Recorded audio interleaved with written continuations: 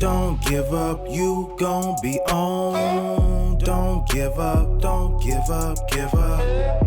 Don't give up, you gon' be on. Don't give up, don't give up, give up. Greetings, Redheads. Thank you for joining us in another episode of your favorite show, Red's View. Yes, sir. I'm your gracious host, J Red, joined by the most honorable, legendary What's happening, brother? DJ PM. You alright? I know y'all been waiting for this episode. The last episode that you saw from us was a couple of weeks ago with Kobe Bryant. We dedicated the whole episode to that great legend, RIP to Kobe Bryant. Rest in peace. Man, it still feels surreal. Rest in peace to Gigi as well. Yeah, to Gigi. As well as the other 7 that died on that Yes, crash. his funeral will be held at the Staples Center, February 24th. Right, which is dope. Yeah, which is the his number. Yeah, his jersey number, one of his jersey numbers. So yeah, before we begin, we just got to say R.I.P. to Kobe Bryant, Gigi, all the victims of the helicopter crash again. Right. But with that, it's a lot of stuff that has been going on. And before we begin, also make sure you subscribe to YouTube.com/WeAuthenticNetwork. Okay. All right. So let's go ahead and dive into it. So with Kobe Bryant's death, we were mourning him, or we're still mourning him, right? Still mourning. He hasn't been put in the ground. Neither has Gigi or the other victims. But it's sparked a lot of controversy. Yeah. A whole lot of controversy. Controversy that I didn't even see coming. Nah, not from certain people. I saw it coming from a certain demographic of people, but not from the people. Originally, I guess I didn't think about it, but the whole thing I'm talking about is his rape allegation. Right. The case got dropped, okay? He did not rape the girl. He never admitted that he raped the girl at all. This happened damn near 20 years ago, back in 2003. The court system couldn't do nothing with it. The prosecutors had to drop it because the girl was lying. Well, she refused to testify. She refused to testify, but they figured she was lying because her friends were going to go on trial and testify against her. Yeah. There's an article that I can show y'all if y'all want proof. It's an article that she went around and bragged about Kobe Bryant's penis size and bragged on the fact that she had sex with Kobe Bryant. Right. But anyway, regardless of what it was, Kobe Bryant was never convicted. You know, correct. And he never admitted that he did rape the girl. So this has been something that the white media has held on to for so many years. And not only the white media, it's black people working in the white media and the white media in general. Right. So that leads to our first person we're going to talk about, first people. Gayle King and Oprah Winfrey. I call them Fail King and Okra Winfrey. You know, I saw somebody else call her that. Okra. Yeah, Okra. Man, so the whole thing is with Gayle. Gayle King, for those who don't know, she's Oprah's best friend, right? Girlfriend. Oh, man. Oprah's best friend that works for NBC. Mm-hmm. She has an $11 million deal with NBC. And honestly, I didn't never know who she was until the R. Kelly interview. Really? Me personally, guys. No, I can't say that. I mean, she's been Oprah's best friend for a while now, so I knew who she was. I didn't know she had an $11 million deal with NBC. Yeah, that's crazy. Yeah. So that's crazy. Oprah's her friend, though. I mean, you know, it's all about who you know. Right. So anyway, Gayle King said something that was controversial. She gave a controversial interview with Lisa Leslie. Legendary WNBA player Lisa Exactly. Leslie. She played for the LA Sparks, and I don't know who else, I forgot who else she played for, but that's a top name that you'll know in the WNBA. Of course. So they were having an interview talking about different things, but what happened to come up was Kobe Bryant's death and his alleged rape victim and alleged rape. Right. So the whole case. So NBC shared a clip of it, and it was a clip that was on fire going all around the internet where she continued to drill Lisa Leslie.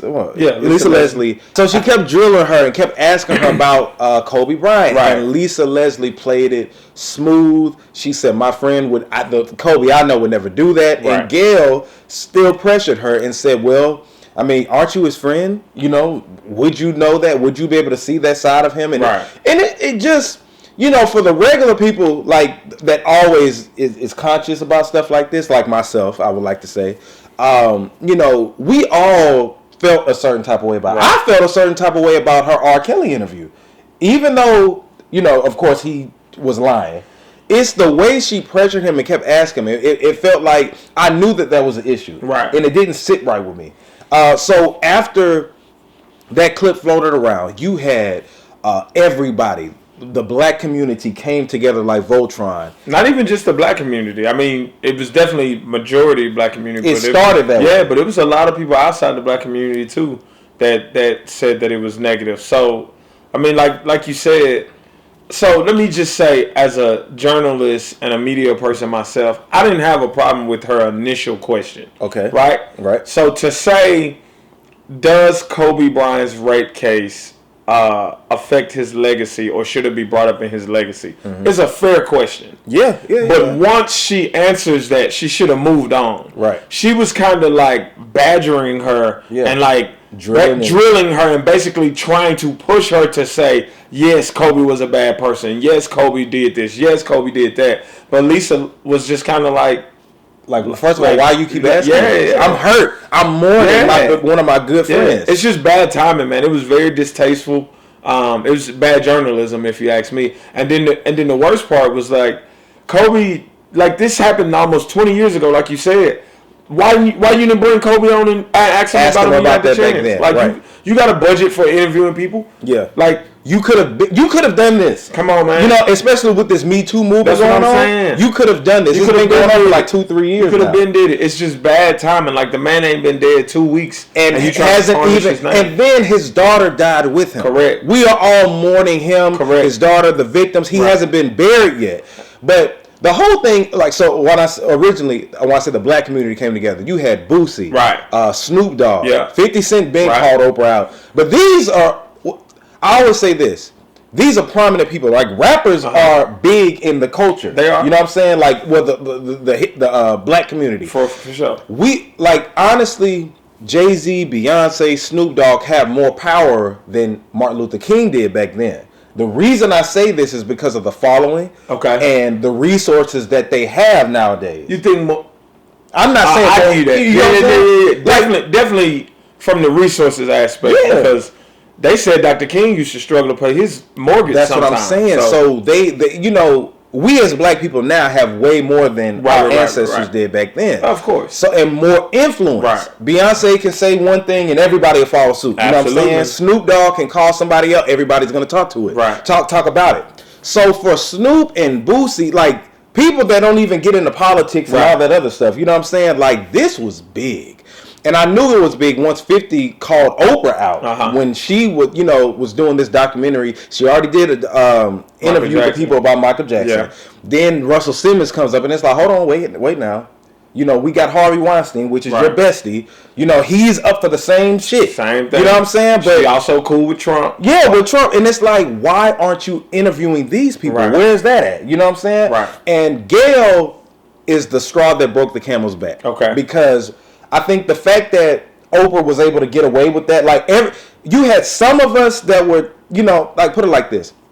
The old black media, which is Tom Joyner, Oprah, the people that my grandmother and my mama grew up on, you know what I'm saying, Roland Barton, all of them, they are obsolete now. Right. Because our generation is woke. Well, I don't know about obsolete. They obsolete. Tom Joyner lost it. Obsolete? Tom Joyner lost his show because of the ratings. Yeah. That's what it is.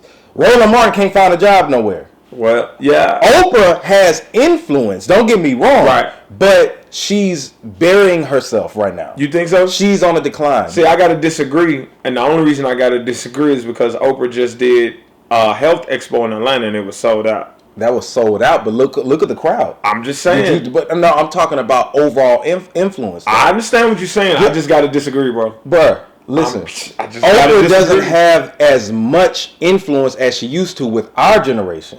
I mean, with our generation? That's what I'm talking about. That's what I'm talking about. Okay. I was just saying in general. No. Her, like, as far as, like, anybody like baby boomers, anybody who was like baby boomers and were adults by the time when Oprah was coming up. Right. You know what I'm saying? Now, we were little back then, and we always had respect for Oprah, but now we are grown, man. But my thing is, did we really respect Oprah, or did we respect Oprah's money? That's a good... I don't know if we ever respected Oprah. That's true. I mean, that's a good way to look at it. But just to get back on topic of what we're talking about. For sure. I feel strongly that it's an anti-black male agenda that's going on. Okay. And you think Oprah's definitely a part of it. Yeah, and I think that the reason Oprah has been able to get away with it so much is because of her, like what she's done, and then like the money and everything. But Gayle doesn't have that to step on. You know what I'm saying? Because really, it's like, who are you besides Oprah's best friend? Exactly. So for her, and maybe I don't mean to cut you off, but maybe I'm ignorant to who she is. But she's not. To me, it's like she's not as big as Oprah. Yeah, I mean I know that, but like, I don't know what she did outside of being Oprah's best friend. Yeah, I don't know. I think she wrote a book or something like that. I don't know. But she probably wrote that book because she's Oprah's best friend. That's what I'm saying. Yeah, probably. Like, you know what I'm saying? So what I'm saying is that Gayle, once she did this, it was only so much that we could take. Yeah. And that's when everybody's like, oh, hell no. Kobe, that's our guy. Right. And he's not even dead. Now, had this been maybe 5 years from now, like, when Michael Jackson died 10 years ago, Oprah's doing this documentary, and although it sparked controversy, you still had some people that was like on her side. Maybe he did, But it's been time since I was about to say, but it's been 10 years. 10 years. People have had time to grieve and process the death of the King of Pop. Right. It wasn't a week later, dog. And then she just did this, and it's like, what, Gayle? Like, what? So, man, I'm telling you, this has been the first time I've seen the black community, like, just everybody coming together and denounce, like, you know what I'm saying? Like, usually, they, like, the media, like, the Nakers thing. Right. You know what I'm saying? You had a lot of us that were divided. Right. I heard her say Nakers, which I feel like, I'm not even going to say the names of who I want to call you guys. Right. But, those people, those individuals, I'm trying my best not to use that word. But anyway, those individuals thought that she said Nakers. Or I don't even think that they thought that she did. They wanted to believe it because they're so used to a white person, just saying, I'm white and I say so. Right. I didn't say the N-word. Right. I said Nakers. And you got some of them who knew that she said the N-word. But some people get their minds changed or they're ignorant, and some people just want a job. Yeah. Like Mark Lamont Hill. You're my frat brother, but bruh, I had to call you out. Me and him went back and forth on Instagram. Really? Recently. Yeah. Yeah, man. It's like, I'm going to get on him later. Right. But anyway, so, yeah, everybody hopped on Gayle's case, including Snoop Dogg. Okay, did you see Bill Cosby said something? Bill Cosby came out and tweeted from jail. First of all, I don't think Bill Cosby tweeted that. He didn't tweet it. His people tweeted it. But it was crazy. But anyway, but he should shut the hell up forever. It came from Snoop Dogg, though. So Snoop Dogg called her a doghead bitch, right? Right. Something like, yeah. And once that happened, everybody followed suit. And all of a sudden, quote unquote, death threats started coming out. Snoop did say we'll come and get you if you don't act right. You know what I'm saying? But that wasn't really was it a threat? I mean that kind of is. Technically, it is a threat. It's like a threat. You can't tell somebody we'll come get you. Yeah. Right. So with that, Oprah was in tears saying, Gayle went and apologized, quote unquote. My thing is this, and D.L. Hughley said this about it. He's like, it's your job to ask tough questions. Of course. Right? But have it be equal all around. Right. You know what I'm saying? If you're going to question Kobe, Bill Cosby, R. Kelly, do the same thing. Russell Simmons, do the same thing with Harvey Weinstein. I agree. Why is it that black people are the ones that you're attacking? Right. Harvey Weinstein, the dad from Seven Heaven. Yeah. All them. Kevin Spacey. The dad from Seven Heaven has admitted to sleeping with young kids. But no interview has came out about it. And he ain't in prison either. No. Yep. You know what I'm saying? All these different people, so it's keep the same energy. I agree. But how do you feel about Snoop calling her that though? Well, this is my thing. All right. Snoop has been called, it was an outrage, but a fake outrage. Of course. Snoop's been calling women bitches since 1992 when he came out. You know what I'm saying? Now, it was people mad about that back then. Of course. But he's had a lengthy career after that, 20 plus years. And they tried to make it a black woman thing. Right. When he called Iggy a bitch 3 years ago. Yeah, 30 years, not 20, 30. What you talking about? Snoop been in the game 30 years. Yeah. But, Iggy, you remember they got into a beef? He called her bitch then. You know what I'm saying? So it's not a black male versus black woman thing. You know what I'm saying? That's an old argument with the whole Snoop Dogg thing. Should he have called her that? Well, damn, that's Kobe and him were close. Right. From my understanding, from what he was saying. So he did it out of anger, grieving, hurt people. You saw what I said, hurt people, and Gayle happened to be one of those type of people that would get hurt. You know what I'm saying? Yeah. That was out of pain and emotion after the dude having grief. Now, if Snoop would have did this maybe 10 years from now, right. I don't know, but that's still his friend, though. Yeah. You know what I'm saying? If you died and somebody said some shit about you that I didn't agree with, I don't know how I would act. And it don't matter who you are. That's a fact. You know what I'm saying? That's a fact. If you real, you're real. And Snoop said that. I don't condone calling women bitches. I've never even called nobody that before. Okay. Not to my memory. You know what I'm saying? I don't use, you be right. I don't even use that word like that. You know what I'm saying? I don't use it in my music for real. Like if you say life's a bitch, that's different. But just calling women bitches, that's not my thing. Right. But Snoop has been doing it for 30 years. He really has. You know what I'm saying? And the thing that tickled me before we moved on is how black women, I love me some black women. Yeah, of course. But how they tried to make it seem like he called her that because she was black.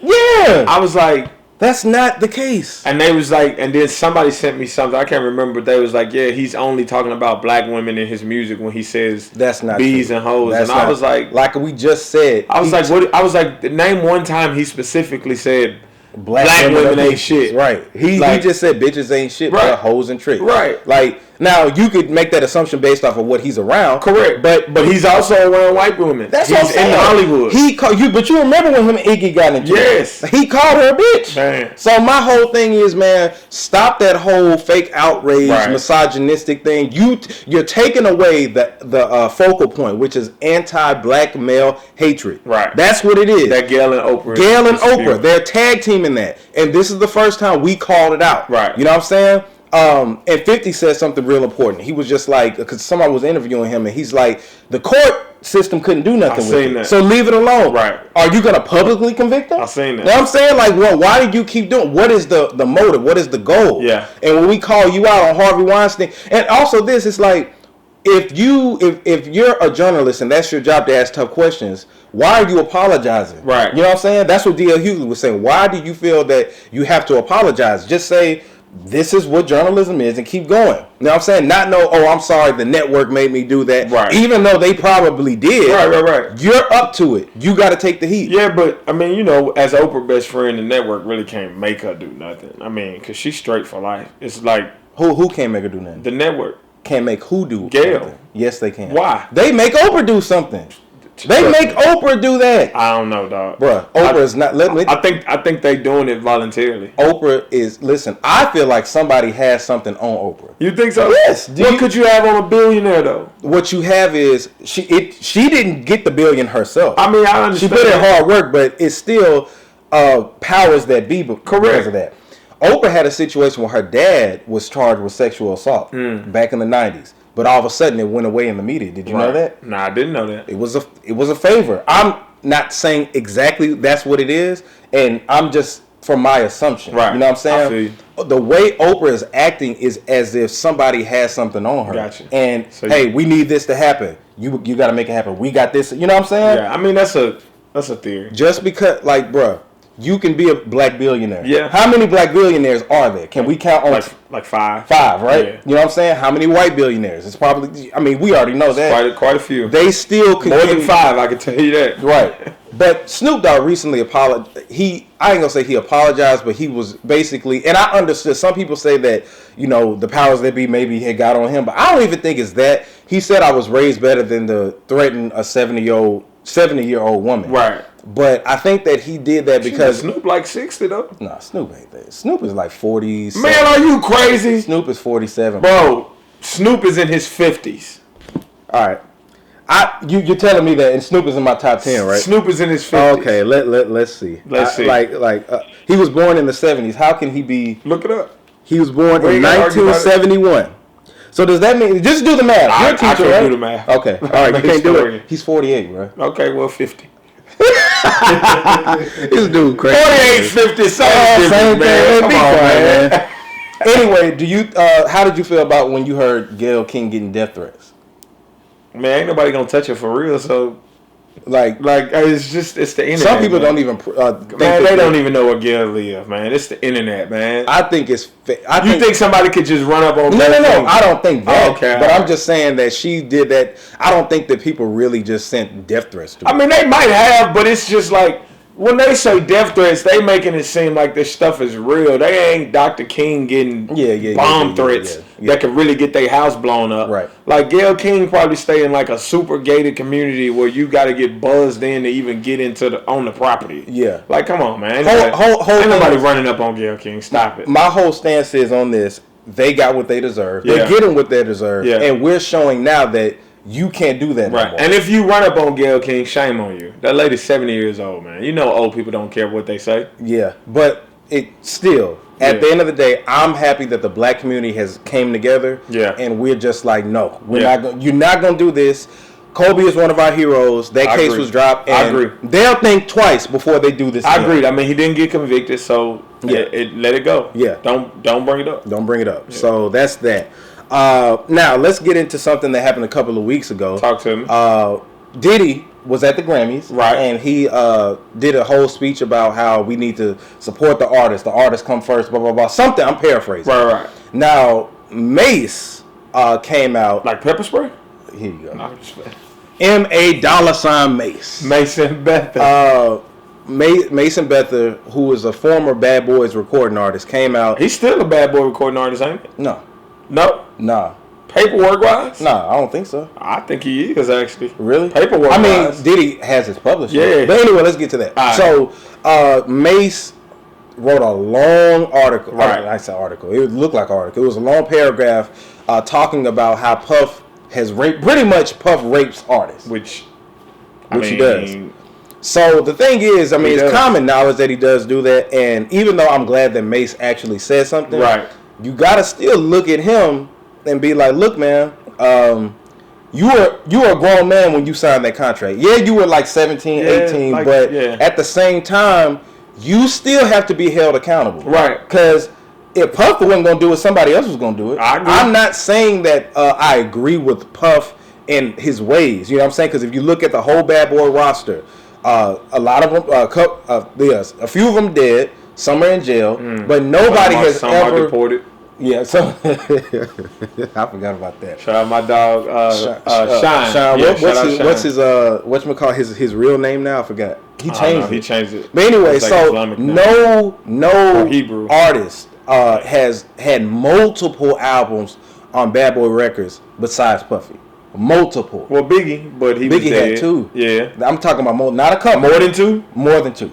I can't think of anybody who had more than two. Hold on.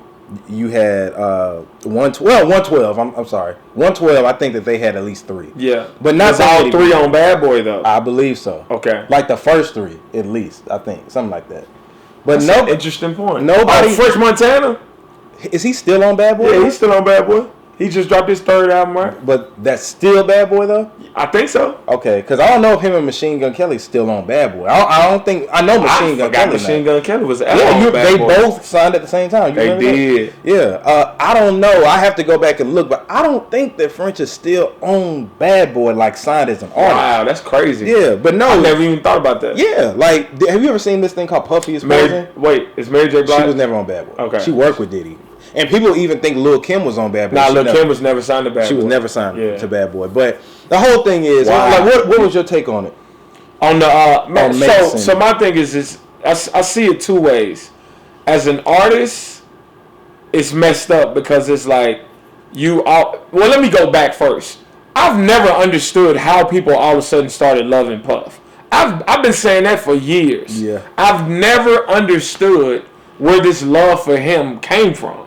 Like, because business-wise, he's been a slime ball his whole career. Yeah. Like, I mean, it's just the image of Puff. And then the fact that he lasted so long. I mean, but he lasted because he raped his artists.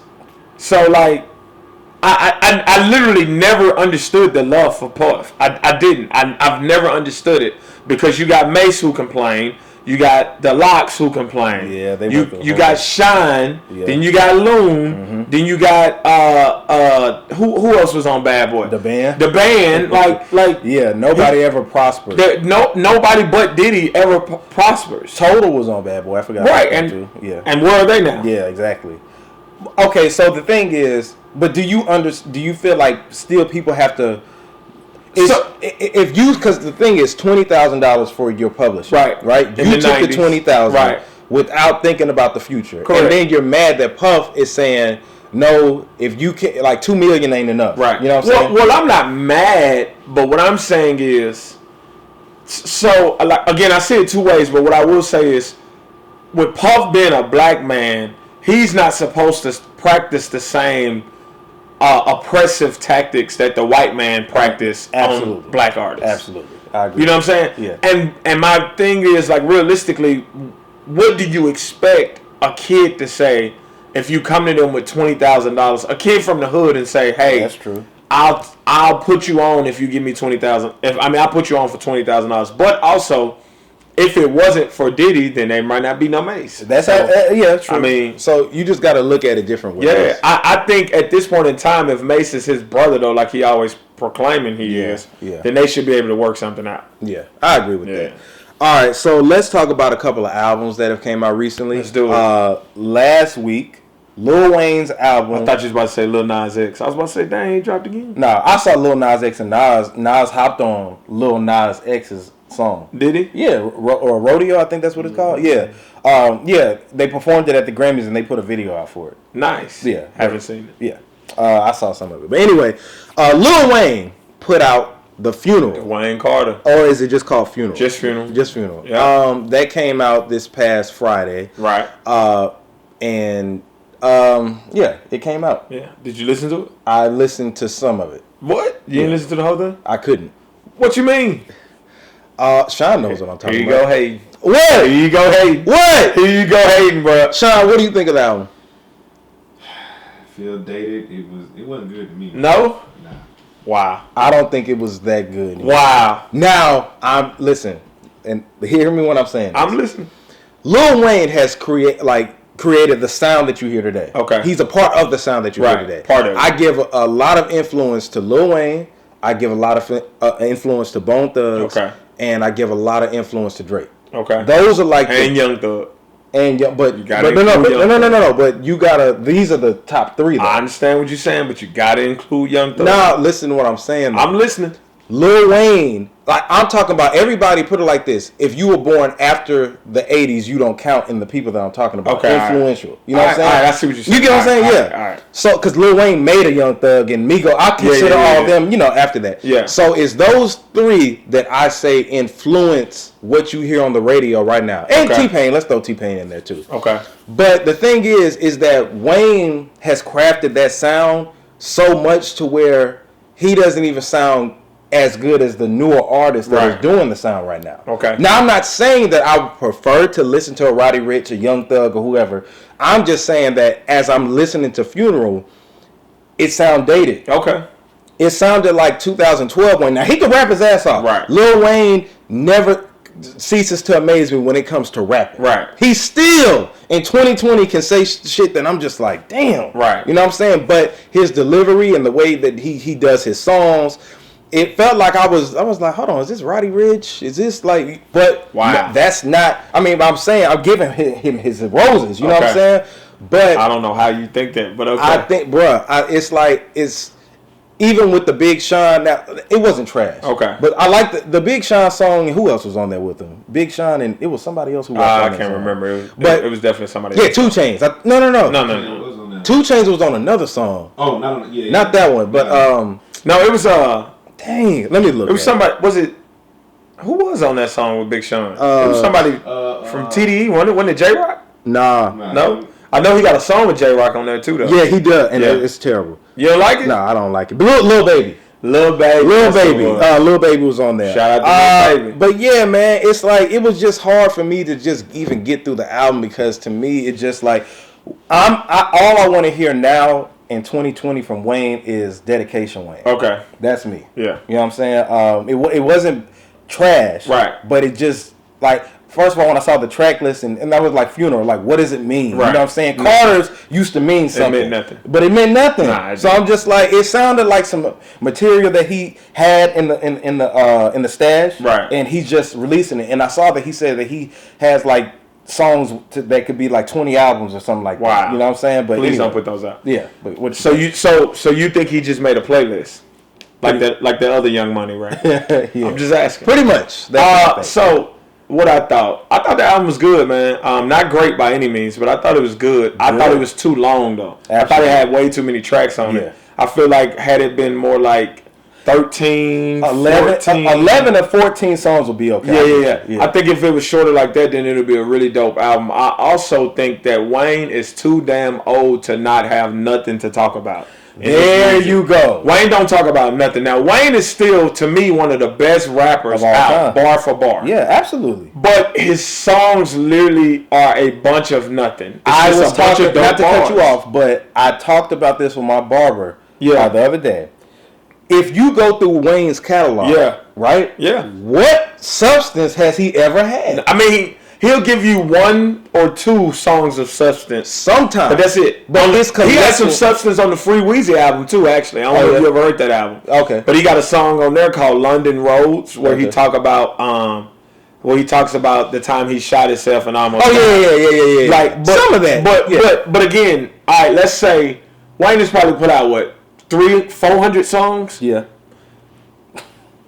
10 of them? Yeah, like that have actual substance. And at this age... And 5 of them was from when he was way younger. Yeah. But I'm saying at this age... it used to be a thrill to hear the Carter and hear what he's going to say next. But at this age and his age, you're right. Yeah, and he doesn't make complete albums anymore. No. His last project that sounded like one album was the Carter 2 to me. Everything after that just sounded like a bunch of songs put on a mixtape. Yeah, and that's what Carter 3 was. All of them sound like a bunch of songs put together to make an album. Even with Carter 1, he went in with this thing in mind. Yeah, it's like even with Carter 1 and Carter 2, it just felt like he was proving. Yeah, I mean, then it all flowed. It was like an album. Yeah. Versus now he makes compilation discs. Yeah. I've been saying that about Wayne since the Carter 3 though. Yeah. He made compilation discs. And now I think that's another thing. I'm glad you brought that up. I'm worn out. Yeah. Don't you feel the same?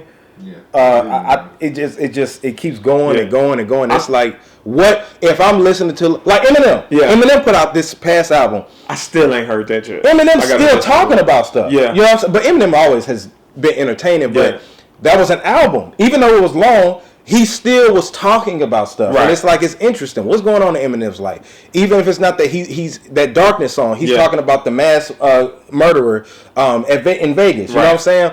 He still keeps me entertained. Right. But Wayne is just, I look at him for wordplay now. Man, it's just entertainment though. That's it. And another problem is, another thing is Wayne lives in his own world though. Like, if you know anything about Lil Wayne, Lil Wayne literally, the only thing Lil Wayne knows that's going on in the world is sports. That's it.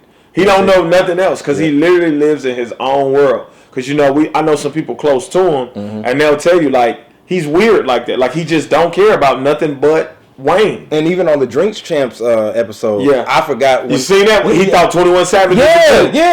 I remember when he said that. He thought 21 Savage was a group. He didn't know what QC and TDE was. Yeah, he was just like, I don't know, but he's when you're in your own world, you're not thinking. I think that's what. I like people like Eminem, for example, pays attention to what's going on. Absolutely. And that's what that's why his music has substance versus Wayne's. There you go. Just bars. So what do you rate it? I still rather hear Wayne over Eminem though. Absolutely not. But what do you rate it? 3 out of 5. 3 out of 5. Yeah. I give it. It's not great. It's not bad. I give it a 2 out of 5. 2? Yeah. Wow. Absolutely. Wow. Sean, who would you rather hear more, Eminem or Wayne in 2020? And be honest. Yeah, I probably would hear. I listen to Eminem more. Oh, but stop. I still, I ain't gonna say I won't listen to Lil Wayne album. Yeah. I want him to do better. Right. I always want Lil Wayne to do better. Yeah. It just fails me every time. Redheads, please, in the comments, tell me. Who would you rather listen to? Eminem over. Eminem. Come on, man. Or Dwayne Clark. Are we serious? Stop. Eminem over Wayne, like as far as what? Who I would rather listen to in 2020? Man. Stop. I'm dead serious. All right, man. Wayne got that word. Move on, man. I'm just saying. Move on. Move on. How come you haven't listened to Eminem's album yet? Because it's Eminem. Eminem over Wayne. Stop. All right, so you would not really want to listen to Eminem over Lil Wayne, would you? In 2020, absolutely. Now, was a point Wayne over Eminem. Eminem was tripping, bro. I don't want to hear no You more. tripping? I don't want to You hear just no don't more. like Eminem because he's white. That is not true. That's true. I love Mac Miller's music. That just like I got friends that are black. Okay, well, I like Mac Miller's music. All right. Anyway, Yo Gotti. He put out an album. Untrapped. Yeah, Untrapped. That's what it's called. That's what it's called. Untrapped. Yeah. Did you listen to it? I did actually. You liked it? It was dope actually. That's it was more of a concept album than Wayne's was. I imagine. Yeah, like it was dope to me. I'm a Yo Gotti fan though. But yeah, I mean, it was dope to me. Like he got this one record that really stood out to me called Big Homie Rules, where he's talking about like, I mean, he's just rapping about like real street stuff, but just talking about how like people think being a big homie means like you the hardest dude in the neighborhood or this, that, and the third. And he was like, nah, that ain't the big homie. The big homie is somebody that tells the kids in the neighborhoods, hey, selling drugs ain't the way, dog. You better go to school. Yeah. Or, you know what I'm saying? He was just saying like big homies don't. He was like, a big homie will show you how to get $1 million, not how to get a strike. Absolutely. Not how to get a felony charge. Yeah, and he'll put on for you. Yeah. You can always lean on your big homie. Everybody needs a big homie. A real big homie, though. Not just an old nigga in your neighborhood that's telling you to do wrong. Yeah. He was like, your big homies don't tell you to do wrong. He said, now your big homies might tell you to handle your business if somebody do something wrong to you. But a big homie ain't going to tell you to just do wrong. A big homie ain't gonna tell you to snatch on an old lady purse, stuff like that. He was like, that ain't what big homies do. It was dope though. Untrapped. It was the first album he ever put out where he really talked about his real life too. Okay. Yeah, it was dope to me. I like some of his singles and stuff. What I listened to a Yo Gotti album, that ain't my bad. You should, dog. I'm telling you, you would like it. I don't like trap rap. I mean, I feel you, but you would like it. I don't like trap rap. All right, man. But anyway, I feel it. But I like a lot of his songs that he came out. His singles. His club record. It's okay. I mean, he know how to make a hit. I feel this. Yeah, he does. You got to give him credit, and he's lasted. Yeah. He's had a lengthy career, bro. Gotti been out since like 02. But I know he's been booming since like 05. Yeah. 05, 06, something like that. Whenever That's What's Up came out. Yeah. That's when he really took off. That's a classic. Yeah, shout out to Yo Gotti. Shout out my dog DJ Black too. That's his DJ. Shout out to my guy. In 2020, are we looking for another Migos album? Culture 3. Put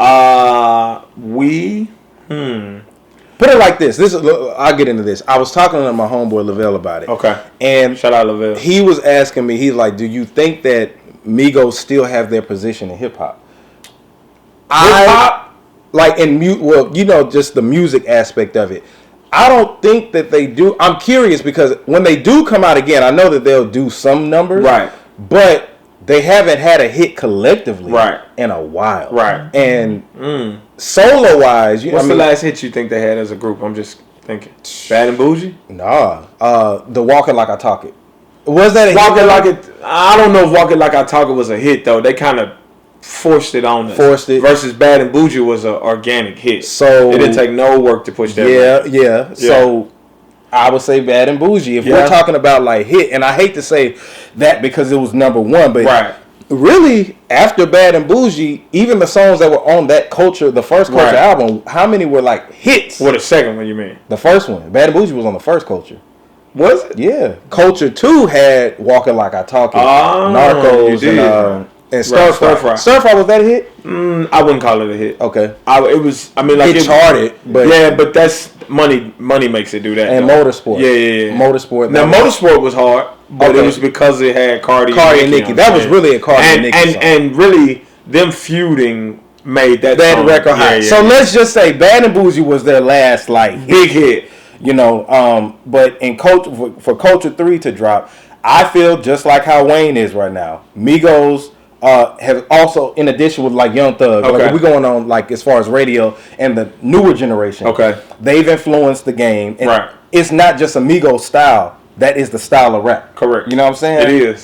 So it's so many artists. Look how many artists then came out since then. You got The Baby, Megan Thee Stallion, Roddy Ricch, Lil Baby. Yeah. It's so many different artists that it came out since then. Yo. You know what I'm saying? Yeah. So NBA YoungBoy. Yeah. So it's like I feel like Migos Rhapsody. She don't really go that way, but I just wanted to shout out. How dare you mention her with those? I just wanted to shout out a female artist. Okay, I got you. Ain't nothing wrong with that. City Girls.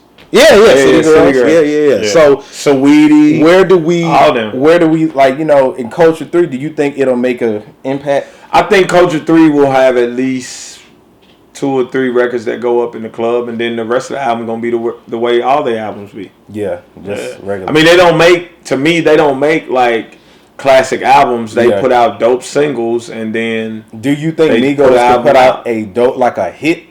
Yeah, by like just those three. Yeah, I think so. Okay. Yeah, I think so. I don't think so. You don't think the Migos could put out a hit? They haven't in the last couple of years. I think so. Definitely think so. By themselves, the Migos could manufacture. Then how come they haven't done it yet? Oh, you said manufacture. Well, no, come out with a hit. If they could, how come they haven't done it lately? I mean, that's because all their hits had features on them, though. Stir Fry didn't have a feature. Yeah, and it wasn't a hit. Walk It Like I Talk, but Walk It Like I Talk It was a hit though. That grew because of Drake, right? But I'm asking, can they do how they put out stripper or what was it, Stripper Bowl? Yeah, but that was they didn't work that record. Yeah, they put that out strictly for the Super Bowl. Yeah, yeah. Okay. Well, anyway, shout out to Migos. Shout out to the Migos, QC, and all that. Now we're briefly gonna talk about this: the Meek Mill versus Nicki Minaj Twitter beef. I hate when people do Twitter beefs. Yeah. To me, it's just so lame. They still love each other. Yeah, obviously. Yeah. They were going back and forth. It was Meek did a death blow when he started talking about her brother. Who's, he got charged. Well, no, he got convicted. Yeah, he got sentenced. Yeah. Sentenced to life. Yeah. And, was it life? Life. Okay. Yeah. For raping and molesting a minor. Yeah. Which is crazy. When you hear the details of it, you're just like, oh man. But Meek Mill said that he left her because of that. Which is probably cap. I think that's yeah. I was looking, I'm like, come on, man. Meek Mill was so in love with Nicki. You know he didn't leave her. He's still hurt. They got in they got into it in LA. Yeah. Her husband, Nicki's husband, was trying to fight Meek. Yeah. Talking about shoot him a fair one. I was like, dude, are you crazy? Like, what you think y'all 15 in school? You think Meek Mill crew really finna let him fight you one-on-one? Exactly. That's stupid. That's stupid. You're a celebrity. You're not supposed to fight one-on-one. I'm not fighting one-on-one. Are you crazy? Yeah. If we all out together and somebody roll up on you and like, yo, J Red, fight me one-on-one, I'm gonna punch him in his face. Right. Like, are you crazy? We too old. You think I'm finna let you fight my guy one-on-one? Are you crazy? Exactly.